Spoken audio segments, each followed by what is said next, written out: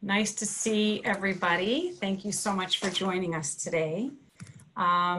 Really appreciate people making time for this. This is our third town hall. And before we go any further, I really want to thank our staff, many, and actually probably most of whom really haven't had much of a vacation since this pandemic really started in March. So I just really want to take the chance to say thank you to all of them, not just for those who are really working in our buildings and kind of keeping things moving, but so many people who are also part of our first responders team. So that's our folks in the sheriff's office, our people with the health department, and all the different agencies that need to keep working during this pandemic. So, and that also includes our IT team, who have really been able to put a lot of people working remotely, keeping them safe and keeping our clients safe as well. So thank you so much to all of them. We are really happy tonight to have many experts on here and on the line to answer your questions. So we have received many questions already, but if other things occur to you, please do ask them through the chat, and that will go to our team, and then they will forward them along to us. And if we have time, we will get to them. So tonight, I'm really pleased to be joined by Robin O'Connor. She is our clerk, and she's extraordinarily busy right now as we move into election season, or we are actually fully into election season. Also, our executive director, Mark Pfister of the Lake County Health Department, is here. And he has been a mainstay through this entire process, and we are extremely grateful and fortunate to have Mark's expertise along with that of his team, keeping people safe and helping businesses and schools determine how they can keep their clients, their customers, and their staff safe. And also joined by my colleague, Paul Frank, who's from Highland Park. And he is, not only is he the chair of our Finance and Administrative Committee, but he also serves on our Finance and Administrative Special Committee on COVID-19 recovery. And that team has been extremely busy as well, helping us move through allocating the COVID-19 CARES Act funding that we received from the federal government. So many thanks to our delegation, and that's Congressman Brad Schneider, Congressman Underwood, certainly Congressman Sean Cast, and Senators Durbin and Duckworth. So without further ado, everybody has a lot of questions, and so I really want to get started right away. And Mark is always the star of our show on these. So I'm going to start off with Mark. And so my first question is, Mark, what is the current positivity rate and what has been the trend in recent weeks? And this has been asked by many people. Sometimes there's just a few, but also about if we show information by zip code, and where can people find that information, please? Thank you, Chair Hart, and again, thank you for inviting me tonight. And I wanted to thank our Lake County residents for everything they've done to try and prevent the spread of COVID-19. So I know everyone is out there wearing your mask, you're watching your distance, and you're washing your hands. So really appreciate all of that.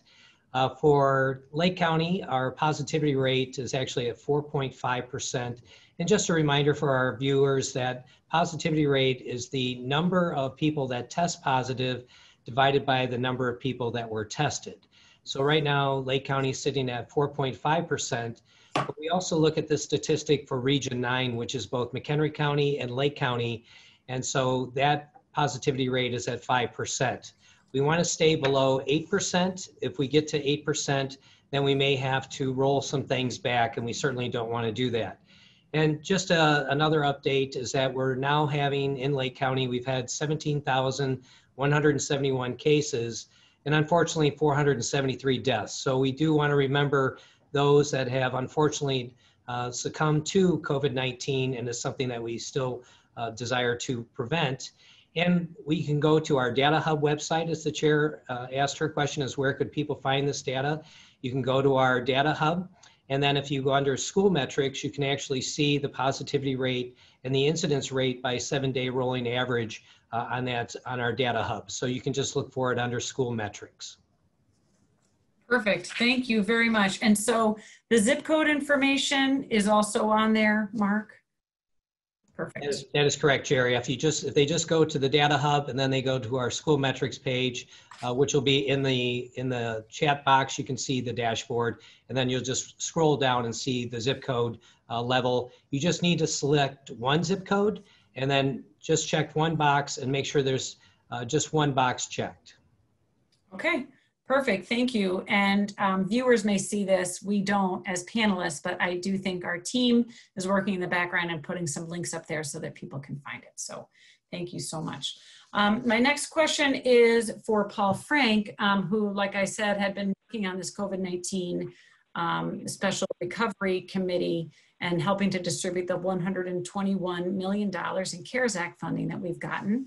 And so Paul, can you tell us a little bit about the CARES Act monies that were received and particularly about assistance for small businesses? And this was asked by Charlene Berger, Joanna Rolak, and some others. Thank you, Chair Hart. I appreciate the question. I'm going to give a brief overview of what Lake County and the board has done regarding CARES Act funding that the Congress has given to us. I'm not going to get to the slide just yet, but thank you for that, Alex.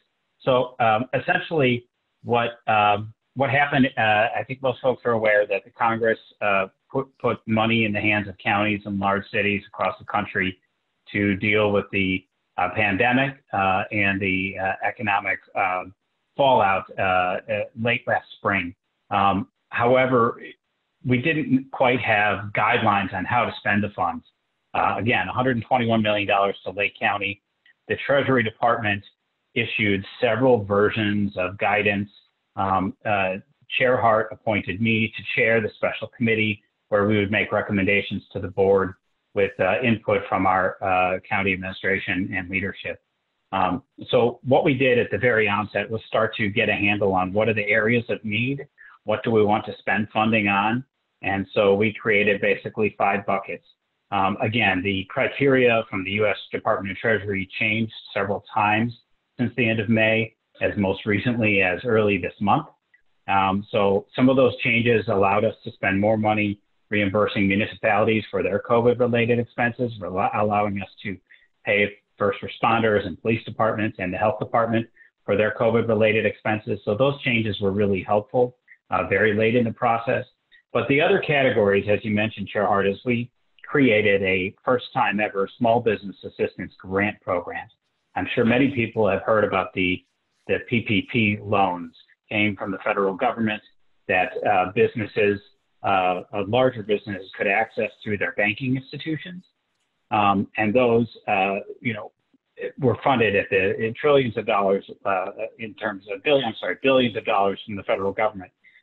What we decided to do is try and find a way to support small businesses in Lake County that weren't able to access PPP or other types of programs. And there still is funding available at the state level for small business programs, and I believe some of that PPP funding was still available as recently as late in the summer. So we initially allocated $10 million to a small business assistance grant program. And then the special committee and the board and the finance committee decided to increase that. We were, again, estimating the need. We doubled that to $20 million even before the program had been created. We worked with Lake County Partners, which is a business development support organization here in Lake County, and they helped process and publicize and distribute the information about the grant applications. And so I do have here someplace just a quick overview on how many applications we got. And it was about almost 2,000, about 1,884 applications were received. And about 65% of them were deemed as eligible. Well, some of the main reasons that applications for small business grants were deemed not eligible because, frankly, we received some applications from businesses that are not in the state of Illinois. There are many Lake counties across the country, but we weren't going to give some of the Lake County, Illinois funding to those businesses. So businesses not located in Illinois were deemed not eligible. So there were some duplicate applications. And then based on the other criteria that were applied to the program, some other businesses were deemed as not eligible. And the first round of checks went out late August. There are still a few hundred applications that are in the final steps of review. At the end of the day, our team anticipates we will have about, like I said, about 1,100 businesses deemed eligible that will be qualifying for almost $17 million in support grants. And again, these are grants.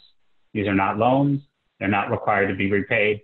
And it's our hope that they will go a long way to help small businesses in Lake County sustain and survive through this recession that we're in. Thank you for the question. Thank you, and I really appreciate the work of you and your team and really the entire board.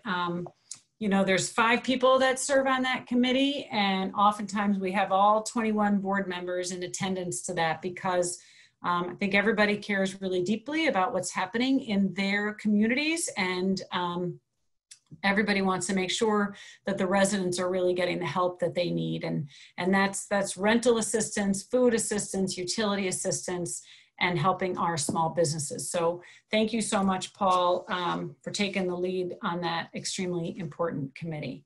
My next question is for Clerk O'Connor.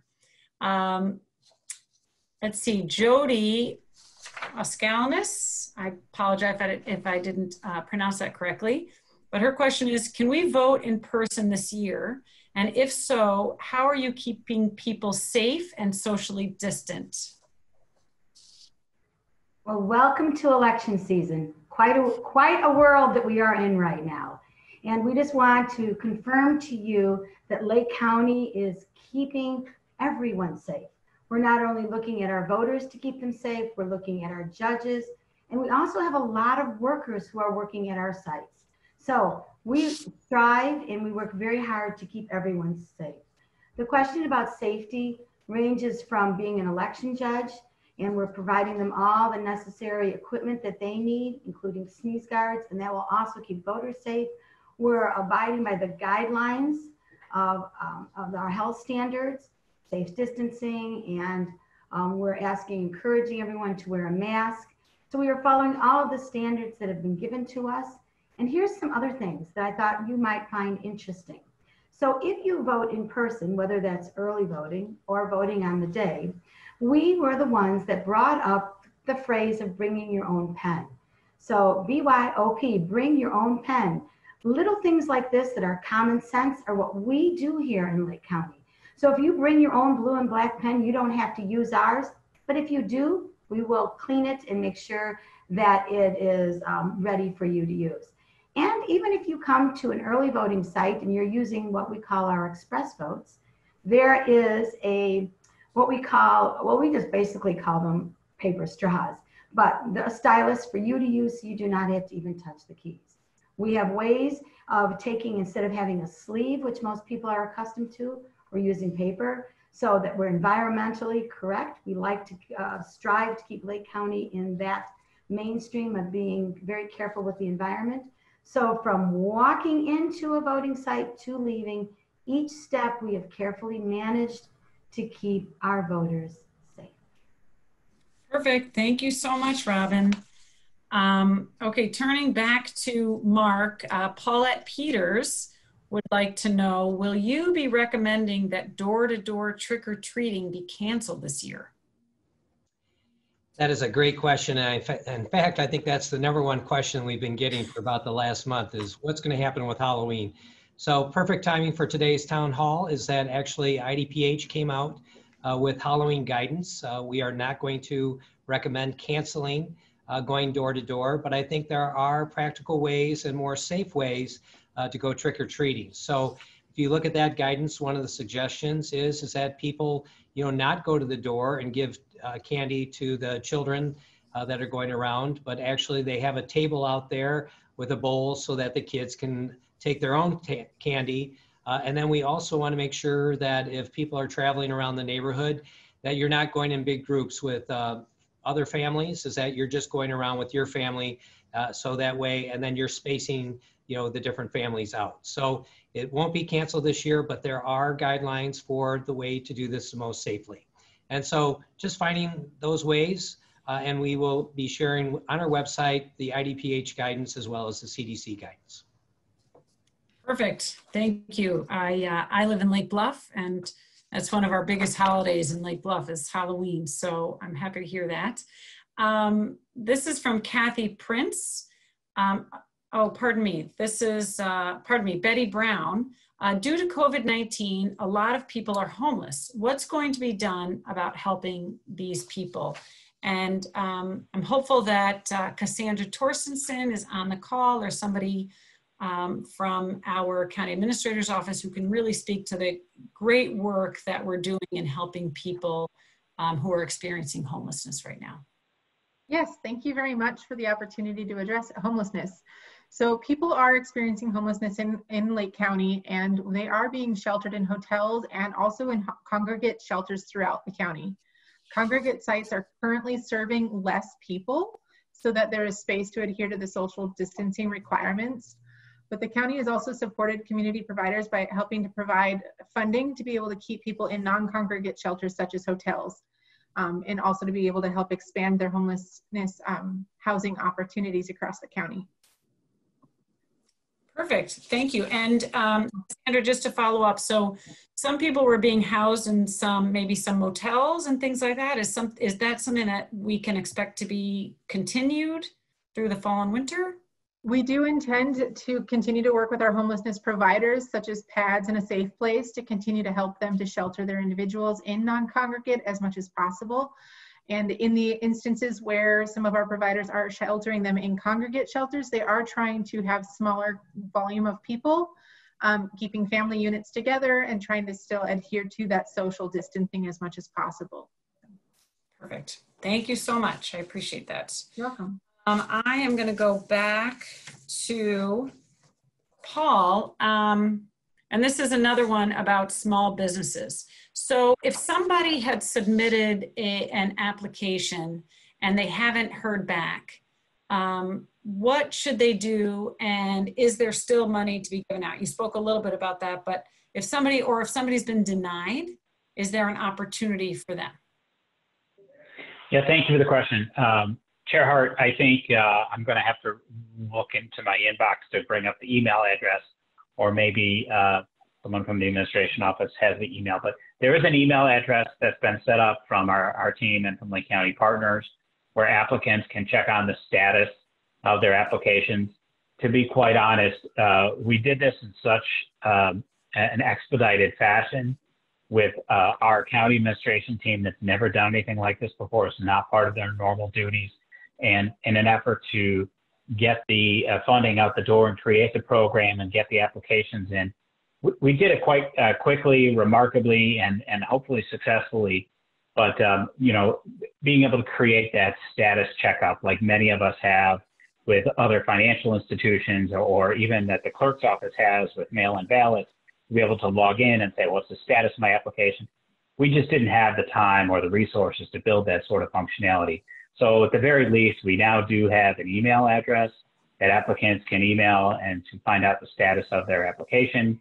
And I think, like I indicated before, many of those who have been awarded have received some notice, and many of the checks have been issued and gone out the door already, and many still have not. So applicants can, like I said, email an inquiry. We don't have any other functionality in terms of being able to find out, just because of the way that we were able to build this so quickly.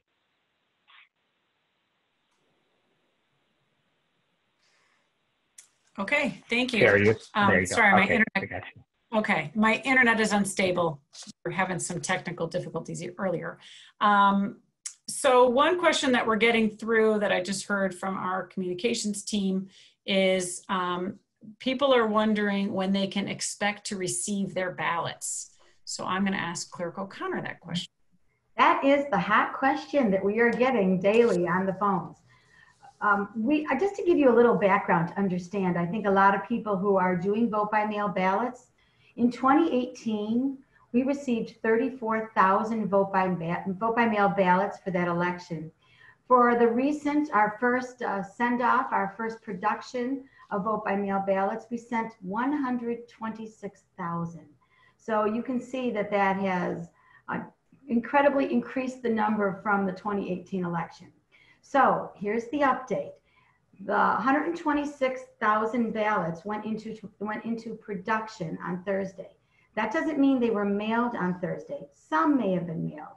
That just means that they were taken to a special facility, a printer who specializes in not only in printing, but inserting them in the envelope. There is a whole system that needs to go through into this process.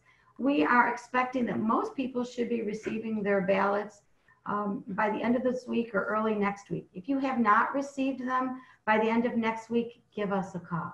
Do understand that when we put them, when we send our envelopes and they go to Gurnee, that is just one collection site. Then that goes to a more distributing post office, and then that is another 3 to 5 days. So they are in process now, and we are hoping that everyone will receive them by early next week. Perfect, thank you. And as a follow-up question, and we got this question from a number of people. So essentially, they've ordered mail-in ballots, expecting to get it. They're anxious to receive it, but maybe they don't want to mail it in, right? They want to come in on, what do they do? What can you fill people in on that process, please? Right. What's very exciting about this election, through the governor's order, we were allowed to go ahead and present options. So if you choose to have a vote by mail ballot and you don't want to mail it, which is fine, that is your option, we are offering 2 different drop-off boxes. We will be offering 4 external boxes, which are boxes that are going to be outside. They are lit for 24/7. They will have a security camera on them, and they are very well protected. And those are going to be at our branch courts in Lake County. Then we will have 17 other vote by mail drop-off boxes, and those are going to be internal boxes. And those boxes will be at every early voting site. The reason we selected those to be at an early voting site is that we want them to be under the watchful eye of judges. Everything we do involves judges and involves security. We want things to be secure and safe. Perfect, thank you very much. Okay, next question is going to be for Mark.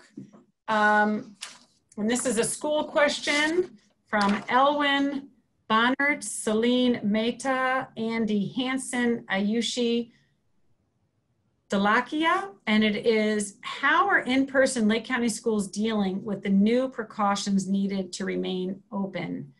And sort of in general, I think, Mark, how are you working with sort of the different school districts? What's required for them to stay open? I have heard a couple people say personally, well, if somebody sneezes in the classroom, everybody's got to, evacuate the classroom. What does that look like? Yeah, I think this is another great question, and certainly something that we've been working with our school districts for months on now. But I just want to say that our school superintendents and our teams out at our school districts have been doing just a phenomenal job. I mean, it's not an easy task of what they have to do. And there's a lot of guidelines that they must follow and assure that they're protecting not only the students, but also their staff. And so this is something that we've been working on, and every Wednesday morning, the health department meets with the superintendents, and at almost every day, we're talking with various superintendents about different questions. And so I think the number one issue has been in the schools is really just keeping, the students separated. And so the schools have done a great job by changing different hours and making sure that students aren't passing the hall, that they're not eating, together. So there's been a lot of work on social distancing and to make sure that they're doing something called cohorting. We're trying to keep the students in cohorts or groups so that if there is somebody that is ill, the whole school doesn't be exposed to that. So definitely what we know is that community spread is still happening. And where that community spread is happening in the school children, it has tended to be outside of the schools, and it's happening in social gatherings or sports activities. One of the big concerns that we still have is that we have a lot of traveling sports teams that are traveling out of state, and you have students that are riding in vehicles together, maybe not masked, maybe not appropriately social distance. And so then they're being exposed to other students in other states that may have higher rates of incidence of COVID-19. So we just continue to ask families to be very cautious for the sake of safety in our schools. So our goal is to try and get everybody back as soon as possible, but we're still in a pandemic. And so we need to make sure everybody's following the 3 Ws. Okay, thank you. And I apologize if I missed it, but is it really true if somebody's in a classroom and somebody sneezes, what happens? No, so again, I think this is where it comes down to, and I'll probably talk a little bit later about just social distancing, and that's 6 feet. So what we're really looking at is that who is a close contact of somebody for 15 minutes or more. So just a sneeze is not going to require the class to be cleaned or moving everybody out. But again, this is where certainly we want people and parents really to self-certify that their students are well before they come to school. So that's the real goal, is just to make sure that people are not showing up with symptoms. Right, perfect. I had heard that one myself and I said, you know, I don't think that's right, because I can see kids really having a lot of fun with that one, right? Everybody having to leave the classroom. Okay, here is one for Paul. Are there any special resources offered by the county to individual communities? And that's by John Schaller. And I'm going to guess that that's as far as resources in terms of money that's offered to maybe some of the municipalities and things like that. Yeah, thank you, Chair Hart.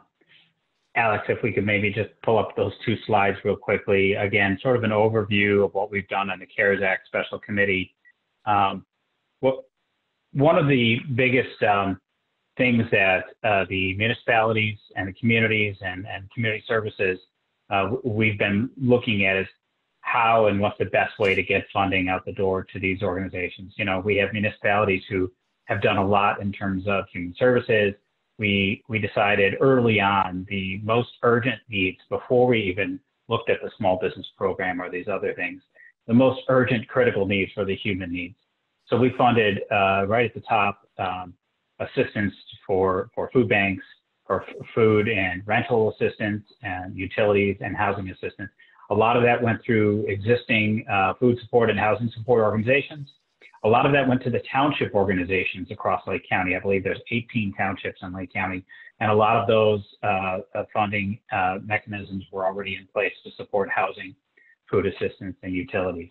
And so this is an overview of what the county did. If you can see the slide before you in terms of the general categories.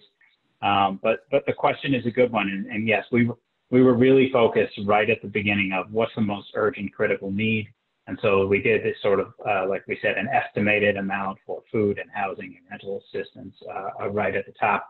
Of course, public health in the pandemic, we had to look at funding for stockpiles of PPE and support the health department's efforts. And then also you see a large chunk at the bottom that's for the municipalities, local government, and some of that also is for public health at the county level, at the health department. And so the municipalities were heavily involved, and to this day, it's not just that revenue is down for local governments, it's that our expenditures are high. We're doing things that we've never had to do before in terms of supporting small businesses that are opening up outside, creating additional spaces, creating space between people at and delivering our services, delivering local government services in a different way than we've done before. And so a lot of that funding is going to make its way to the municipalities and has made its way to the municipalities. And we hope that will go a long way to support those services that are needed. Perfect, thank you. And one of the things that I really appreciated about the special committee was really taking time to evaluate where the needs were. So our staff took the time to get a good understanding of what was happening around the country. That special committee took the time to really discuss what we wanted to do as a county, and what came back was really, hey, we want to make sure that these dollars are going to places in need. We're not going to do it right off the bat like there's this many people here and this many people there. You want to talk about that, Paul? Yeah, thank you, Chair. I'd like to just follow up and echo that. And that is, you know, the special committee is just 5 members. It's myself, Jessica Volitzik, Steve Carlson, Linda Peterson, and Jennifer Clark. And, you know, the whole board participated in the conversation. As elected board members, we all hear things in our communities from residents, neighbors, community organizations. So we all bring some of that feedback to the conversation. But it was a real partnership in terms of trying to prioritize, analyze the level of need, because our professional staff at Lake County is so tied into supporting people across the county and what the needs are, that, you know, we would bring an idea in and they would say, listen, this is maybe the best way to do it. And let me make some calls. Let me look into this. It was really, again, an incredible amount of work that was done in a short period of time. And hopefully those funds have gone a long way to help people in need. Yes, thank you. Thanks a lot, Paul. Okay, this is for Clerk O'Connor. And I know she knows the answer to this one. This is from Diane Byer. I submitted a form to receive a ballot from Lake County, but then received a letter from the Secretary of State saying I did not submit for a ballot. Please explain what happened. Okay. All right. So the letter that you received, the recent letter, was from the Secretary of State. And that was, again, through the governor's orders, that it was sent through the Secretary of State. It was not sent through our office. And in an early time in September, what they did was they asked for the data that we had of people that we've already registered within our system. That doesn't mean that we registered everyone, put everyone in our system at that time. And do remember, we were receiving about like 100,000. So there was a great amount of number. So we did eventually, of course, catch up. I mean, that's our goal, and we did actually catch up, and we're totally in process. But that between system is when they sent the letter. So many individuals were not captured at their first data quest. And so that is where a lot of the mix-up came, is that people received a letter saying that we had not received their application, and we did. So I'm going to also give you another, another email. So if you go to what we call lakevoterpower.info, it's very important to remember. I'm going to say it again. It's lakevoterpower.info. And if you go to that, you will be able, and you put in a little bit of your personal information, it will give you ballot tracking and a lot of information that really is meant for just you about your ballot. And so I encourage people to go ahead and experiment, go on that, and you will be able to track your ballot. If you do that now, you will see that it will say that your ballots have been sent and the application has been received. Perfect. Thank you. Kathy Prince had a quick question that I can answer pretty quickly. Are Lake County board members open to the public, and are you meeting in person now? We do not meet in person. We meet via Zoom. We do have executive sessions, and those must be in person, or we choose to do those in person. And so if anybody wants to watch any of our meetings, since early 2019, we do film all of our committee meetings. And so those could be watched if you go to lakecountyil.gov and you look under our agendas. You can go back and see any of those meetings. And then our full county board meetings, which occur monthly, those have been filmed for quite some time. So, but they're always open to the public, and people can always submit public comment for things that are either on or off the agenda. So hopefully that helps. So thank you. Okay, I'm going to go back to Mark. There's a lot of questions, Mark, about Jesse Oaks. And one of the ones that I had seen come across was help us understand why people were playing volleyball. So if you can just give a little background on that, please. Yeah, I think in Lake County, I mean, there's a lot of sports activities that are going on, for various reasons. In this case, the situation is that we had 14 confirmed cases that were linked to Jesse Oaks. And so what we're doing right now is we're investigating. Our contact tracers are hard at work investigating to determine how many cases that we may have that are related to that facility, but also to other facilities where people may have been playing volleyball, on different teams. So this is something that we're continuing to investigate. And as we learn more, we'll definitely keep the public informed. Okay, perfect. Thank you so much. Which leads me to another question from Cindy Borzik, I hope I pronounced that correctly. How is contact tracing going? I've been hearing that there is sometimes not as much cooperation by the public. Yeah, another great question. And so right now, the good news is we got about a $5 million grant from the Illinois Department of Public Health.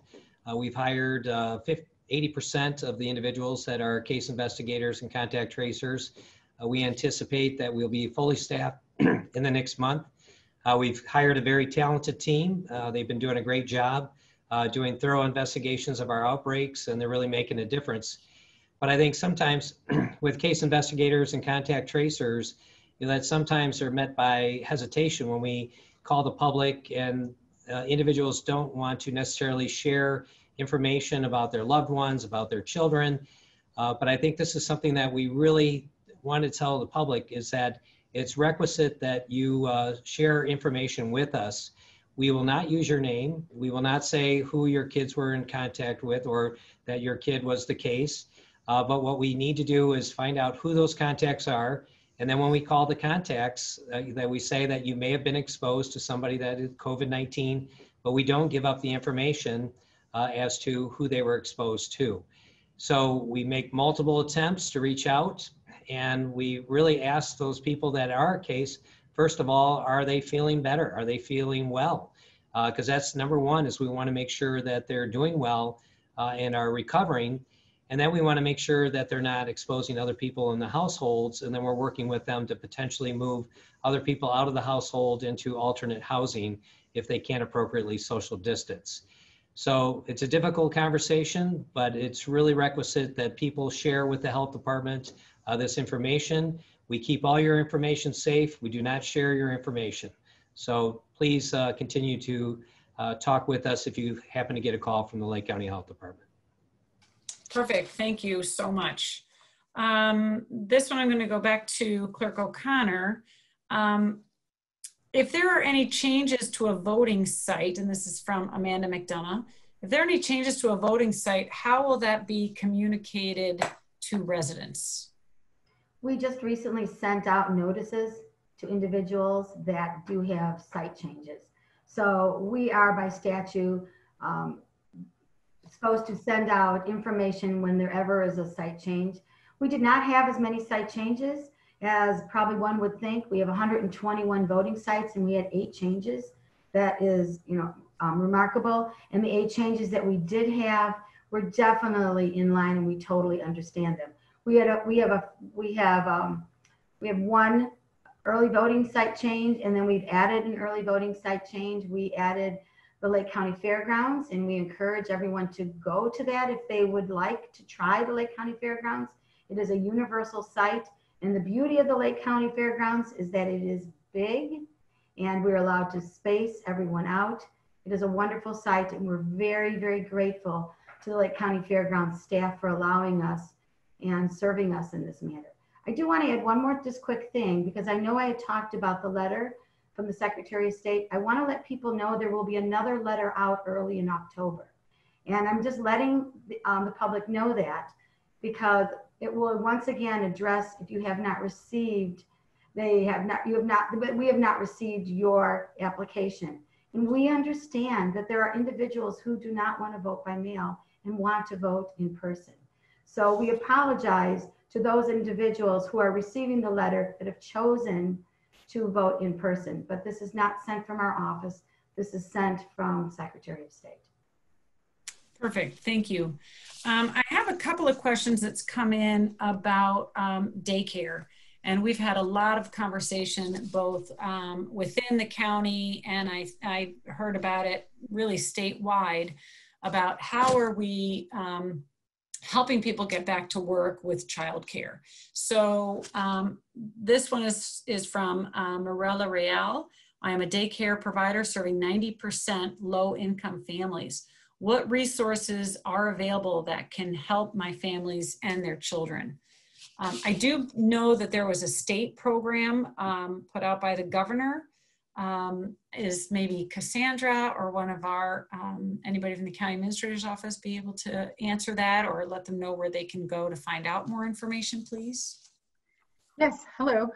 So there was a state program that provided some assistance to daycare providers to be able to offset some of the costs that they're experiencing because of COVID. So that would be one option for daycare providers to be able to look and see if there's still funding opportunities available through the state. Through the county, we will be working with our park districts and park departments across the county to be able to help provide funding to them to also be able to continue providing e-learning and childcare services through park districts and park departments. So that program is a brand new program that we're currently launching and working through. So that one hasn't started, but do work with your park departments and park districts to see if they have any openings available to be able to help families in the area. And I do know some of the park departments and park districts do have scholarship programs available as well to families that are in need.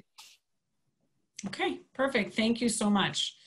So I'm going to go back to Mark. There's a lot of questions about COVID-19 testing from, let's see, John Lahr and Sharon, Ramon, Somya, Sinya. Is there COVID-19 testing in the Cuba-Ela Township areas? And can people get tested, and a Lake County resident get tested outside of Lake County if they sort of live sort of on the edges? And then what do we know, Mark, about the state testing? Do we know if it'll remain open in the fall and winter? Great questions tonight, Chair. This is wonderful. So yes, there are many private providers that have testing available. Some of those providers do require you to have symptoms, so not everybody is testing asymptomatic and symptomatic. So you can go on a link that is out there on where you can find testing centers if you want to do that, or you can just call your provider and ask them if they do the testing. For those in Cuba-Ela Township, is that there is a state-run site that's available in Arlington Heights. There's also the state-run site in Waukegan.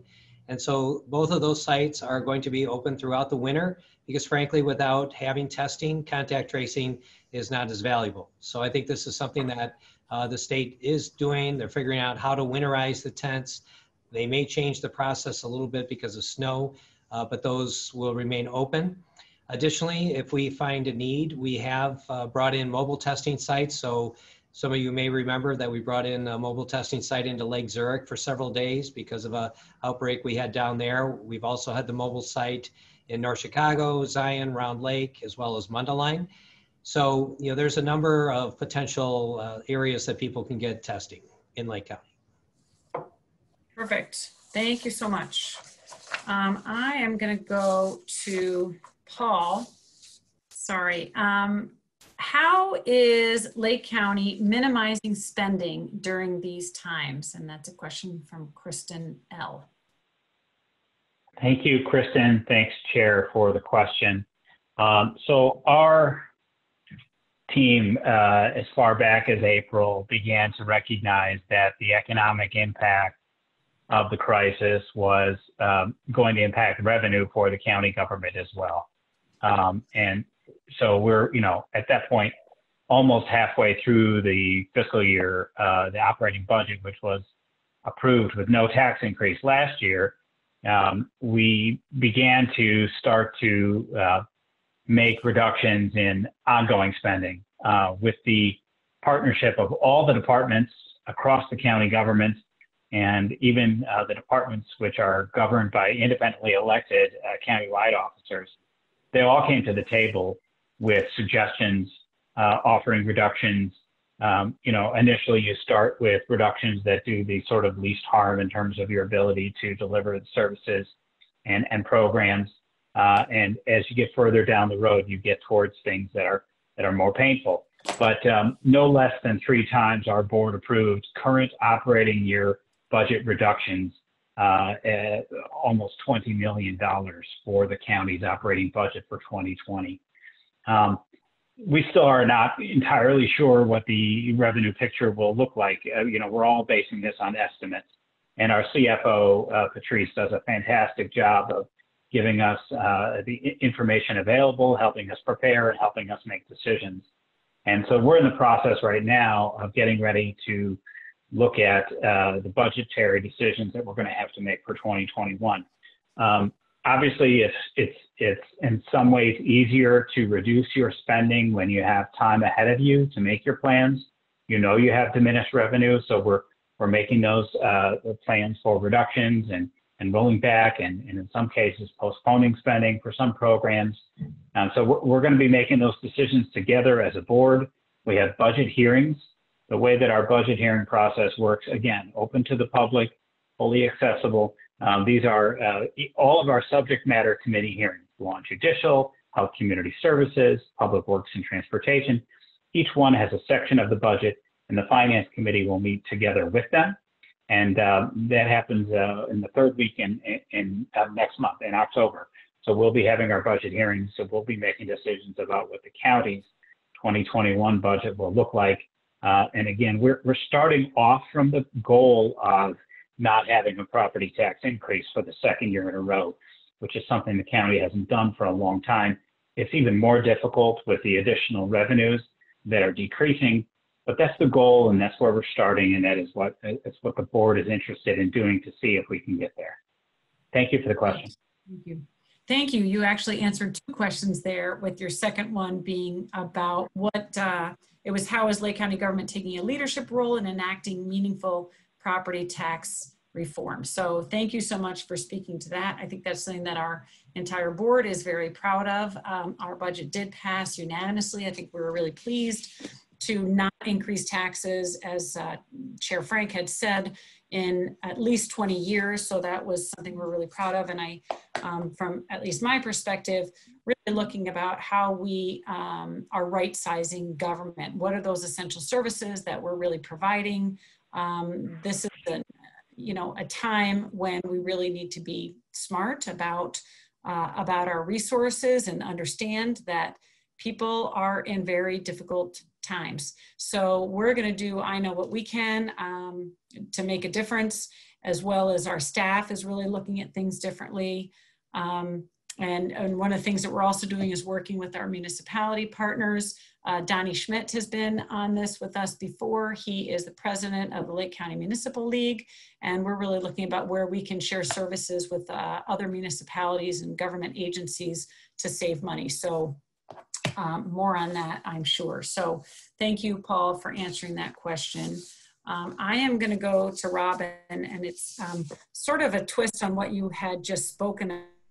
But I know a couple of years ago, and this is prior to Robin being in office, but a couple of years ago, a voting site ended up opening late because some election judges maybe hadn't gotten there in time. I don't know the details. So if something like that happens, well, maybe you could take us through that. How do you have enough election judges? Mm-hmm. How does that work?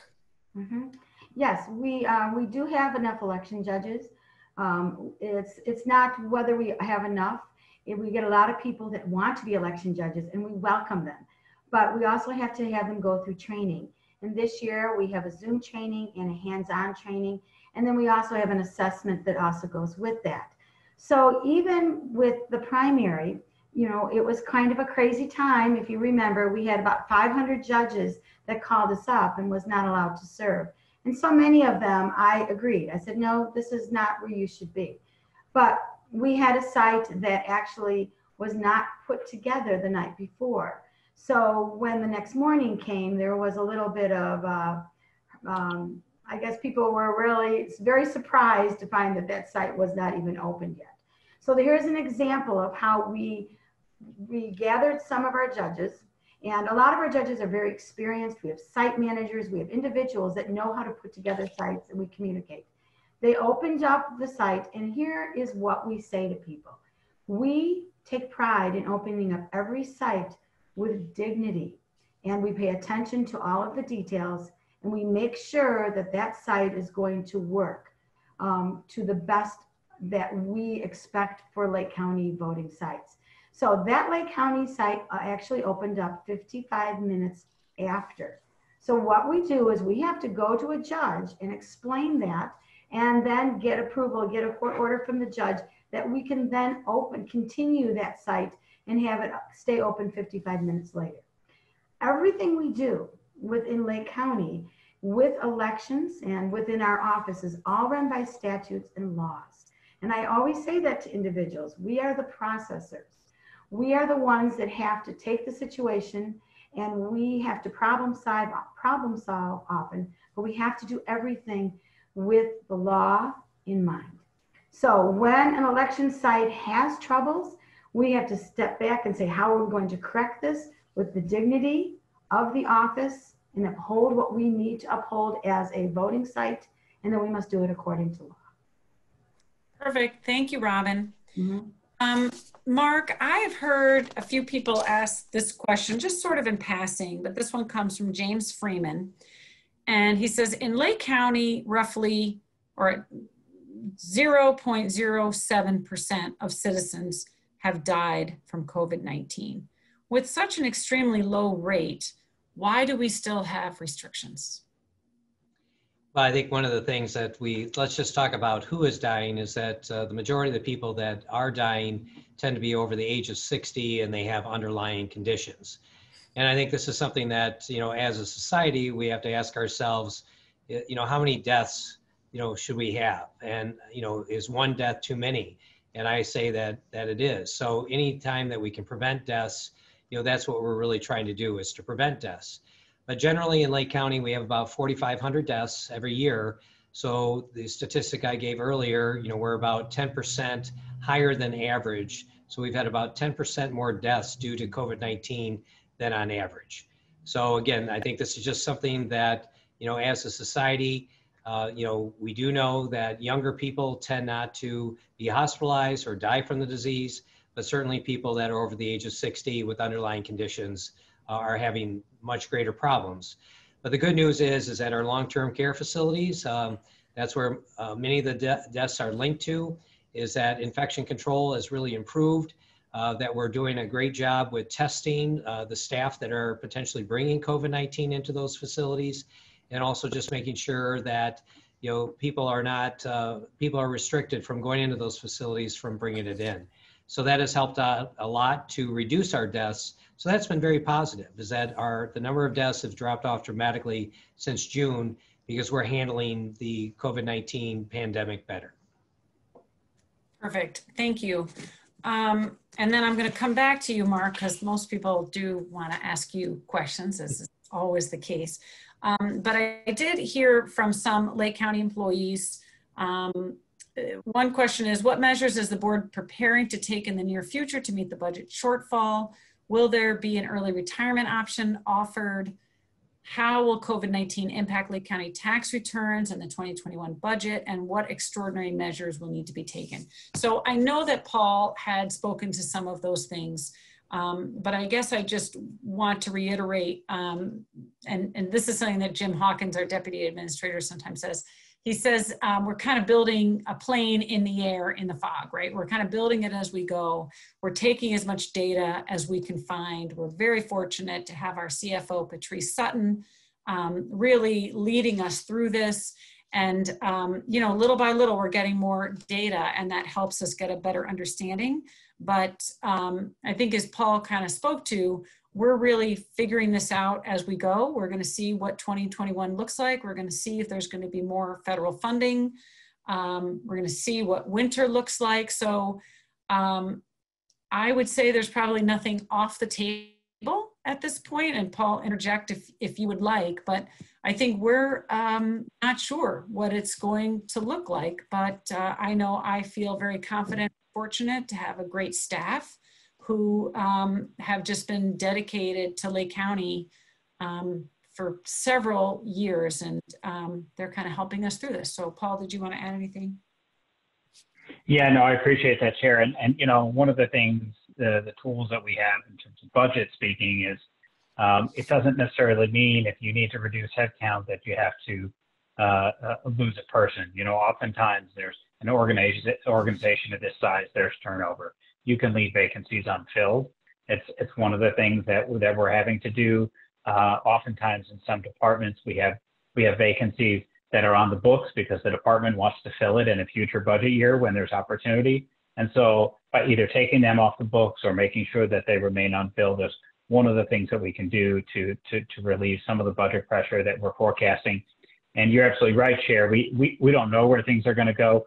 We're, again, making our best projections in terms of revenue, in terms of where we're going to be with the crisis going forward. We even have some of the federal money set aside at the health department for an immunization program, if and when that becomes a reality, either for COVID or for flu or other immunization programs that are needed. But you know, the team at Lake County, they're incredible professionals. I'm immensely grateful for their service to the taxpayers of Lake County each and every day.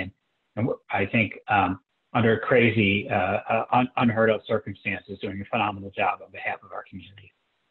All right, thank you. Thank you so much. Mark, I'm going to turn back to you. And I know you were doing some drive-through flu testing last week. Can you talk a little bit about the importance of getting a flu shot and sort of that mass vaccination that you're taking a look at, please? Yeah, I'd love to. We are piloting, preparing for the mass vaccinations for COVID-19. We actually did a test of drive-through flu vaccinations, and it went extremely well. And so what we were doing was testing our throughput. How fast could we get individuals through our lines? And we were averaging about 4 minutes per car, you know, with a single individual or 2 individuals max at that time. So we're really going to perfect that mechanism. We're hopeful that the COVID-19 vaccine is going to be coming out sometime in 2021.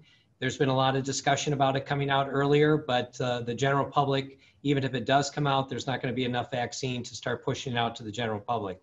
So we're really planning for COVID-19 vaccinations in the spring to June of 2021. So that's what we're looking at. But Chair, I think flu shots is extremely important, and we're really pushing out for everybody in Lake County that's over the age of 6 months to get your flu shot. One of the things that we definitely don't want is that if COVID-19 cases increase, is inundating our hospitals with both COVID-19 and influenza. So it's extremely important for everybody to get the flu shot. And as Hannah, my communications person, always hears me say, is that a lot of people complain to me and say, well, Mark, the flu shot's only on average about 50% effective. And I always respond by saying, if you don't get the flu shot, it's 100% ineffective. So I'd rather go with 50% rather than 100% ineffective. So please, everybody, get your flu shot. Perfect. Thank you very much. This has been, let's see, Josh Elder asked this question. I know it's been coming through in the chat too. Is COVID transferable by air and surfaces? I used to clean my groceries when I brought them home. Do I still need to do that? Yeah, that's a really good question. Is that, you know, the virus, what we know about it now is that it's definitely being transmitted through respiratory means. And so when we talk about respiratory, is that the reason why we use 6 feet as the distance we want everybody to be away from each other is generally when people sneeze or cough or talk, that those respiratory droplets are traveling up to about 6 feet. And so definitely that's why we want people to watch their distance. If it is more airborne or aerosolized, is that it doesn't really change what we're already saying. We want people to social distance, wear a mask, and wash their hands. And generally what we're finding with this virus is that while it could be cause of contamination if you're picking it up off a table or off a doorknob, but you have to touch your face or your other extremities to bring it into your mucous membranes. So that's why we want you to wash your hands, is that just in case you do touch the virus, it is viable, you've washed your hands, and that'll effectively take care of that. But the majority of the cases that are found throughout the world have been transmitted through respiratory means. Perfect. Thank you. Okay, I show that it is 8 o'clock, and I know everybody's been working many hours, so I'm going to start to close up. But I do want to ask one question, and I'm going to ask this question of Mark. Let me see. The individual asked the question about what towns in Lake County are driving the majority of cases, but I'm going to add in the why. So, and could you tell us why that's happening, Mark, please? Yeah, I think this is another great question, and you can find the data out on our data hub, and you can see what has been the prevalence, by municipality. So you can see the different shades. You can see what the number of cases are per, 100,000, and you get the gradation of what's going on out there. But I think we all have to remember is that, we have different people that live in Lake County, and their exposures are very different. And so you probably remember the term that we were using very frequently during the spring. We had people that we were calling essential workers. Those were the people that were having to come in and go to work every day, that they were working at factories, they were working at different service areas, they were working at grocery stores. Those were individuals that were more apt to be exposed. And a lot of those individuals may live in municipalities that are home to individuals that are essential workers. So that's why we saw the largest number of cases, happening in Waukegan, Round Lake, Mundelein, and those areas tended to be the ones that had very large Latinx populations. And so we were seeing great disparities between the number of people that were positive that were Latinx. They were about 9 times more, had higher potential or cases age adjusted. African Americans had about 4 times the cases as whites. And then, this is where we were seeing really those locations that had essential workers. And in the beginning, actually, Chair Hart and Paul Frank are on here today, that we really saw the epicenter, the start of COVID-19 happening in the southeastern part of the county, because we had people that had traveled abroad and came back to their hometowns. So at first, we were seeing the highest number of cases in the southeast, but now COVID-19 is endemic. It is everywhere throughout Lake County. And so, you can't travel anywhere in Lake County and not potentially be exposed. So, but please take a look at our data hub. Perfect. Thank you so much for bringing that up, Mark. I think that's really important to understand that it is our essential workers who are enabling us to get to work from home for those of us who are able to do so. So they're really putting their life on the line and the life of their families. They don't potentially have the choices that many of us do. So thank you for speaking to that, Mark. So I want to say thank you so much to the panelists. I want to say thank you to Sylvia Escarcega, if I'm saying that correctly, who has been providing this overview in Spanish. We're very grateful to her. And really, I'd heard, I think it was late last week, some families were losing power. They were getting, their electricity was being disconnected due to lack of payment. And so we had heard from the state that people shouldn't be losing electricity. Kids working from home, trying to learn, and hopefully you guys can hear me. It says my internet is unstable. But if anybody is running into that or knowing somebody who is having difficulty with their utilities, they can call 1-800-EDISON-1 and they can get on that payment plan. So that's 1-800-EDISON-1. And also, if anybody needs help in general, we're very fortunate to have a 211 system through the United Way of Lake County. I'm very proud of it. Lake County helped to fund that and get that off the ground. So if anybody needs help with anything, please do dial 211. We know there are many people struggling right now with mental health needs, anxiety, depression. It's a scary time for many people.